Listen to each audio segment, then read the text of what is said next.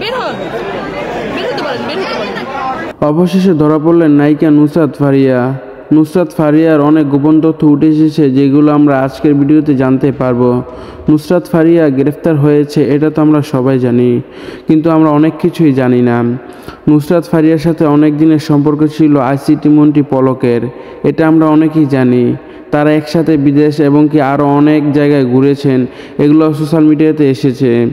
পলকের সাথে এই সম্পর্ক থাকার কারণেই নুসরাত ফারিয়া শেখ হাসিনার চরিত্রে অভিনয় করার সুযোগ পান। মূল কথা হচ্ছে পলকই সুযোগ করে দিয়েছে শেখ হাসিনার চরিত্রে মুভি করার। মুভিটিতে শেখ হাসিনাকে অনেক সুন্দরভাবে ফুটিয়ে তুলেছেন নুসরাত ফারিয়া, কিন্তু এই বিষয়গুলো দেশের আইনশৃঙ্খলা বাহিনী মেনে নিতে পারে নাই এবং কি জনগণও মেনে নিতে পারে নাই। শুধু এই বিষয় না, আরও কিছু বিষয় আছে যে বিষয়গুলো আমরা বলবো আজকে। বাস্তবতা রূপালী পর্দা আলাদা, এজন্য বিশেষ বিমানে চেপে পালিয়ে শেখ হাসিনার শেষ রক্ষা হলেও তার চরিত্রে অভিনয় করা নুসরাত ফারিয়া পেরোতে পারেননি বিমানবন্দরের চৌকাঠ।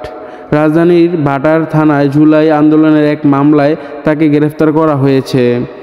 বাস্তবে আইনশৃঙ্খলা বাহিনীর হাতে পড়েছেন ঢাকাই সিনেমার নায়িকা নুসরাত ফারিয়া। রবিবার দুপুরে দেশের বাইরে যাওয়ার পথে শাহজালাল আন্তর্জাতিক বিমানবন্দরে ফারিয়াকে আটক করে আইনশৃঙ্খলা বাহিনীর সদস্যরা।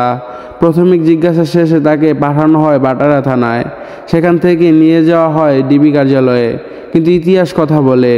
জানা গেছে 2024 সালের বৈষম্য বিরোধী আন্দোলন চলাকালীন রাজধানীর ভাটারা থানা এলাকায় হওয়া এক হত্যা চেষ্টা মামলায় 17 জন শিল্পীর সাথে আসামি করা হয় ফারিয়াকে, যেখানে বলা হয় বৈষম্য বিরোধী আন্দোলনের বিপক্ষে অবস্থান নিয়ে আওয়ামী লীগের অর্থদাতা হিসেবে কাজ করেছে নুসরাত ফারিয়া। বঙ্গবন্ধু শেখ মুজিবুর রহমানকে নিয়ে তৈরি মুজিব একটি জাতির উপকার ছবিতে শেখ হাসিনার চরিত্রে অভিনয় করেন নুসরাত ফারিয়া। 5ই আগস্টের পর যা নিয়ে শুরু হয় বিতর্ক, শেখ হাসিনার সরকার পতনের পর বঙ্গবন্ধুর বায়োপিকে অভিনয় করা প্রায় সব শিল্পীর নামেই হয়েছে মামলা। শুধু যে নুসরাত ফারিয়া গ্রেফতার হবে এমন না, আরও অনেক অভিনেত্রী গ্রেফতার হতে পারে। নুসরাত ফারিয়াকে সবার আগে গ্রেফতার করার কারণ হচ্ছে 1 নম্বর শেখ হাসিনার চরিত্রে অভিনয় করেছে, 2 নম্বরে পলকের সাথে তার গোপন সম্পর্ক ছিল এবং কি আওয়ামী লীগের একটা এজেন্ডা ছিল এই নুসরাত ফারিয়া। নুসরাত ফারিয়া এখন পুলিশের আওতায় আছে, তাকে অনেক জিজ্ঞাসাবাদ চলতেছে।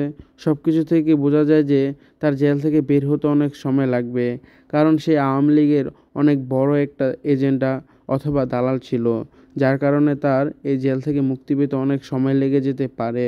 এবং কি তাকে এমনভাবে জিজ্ঞাসাবাদ করা হচ্ছে, তার কাছ থেকে অনেক তথ্য নেওয়ার চেষ্টা করছে আমাদের প্রশাসন।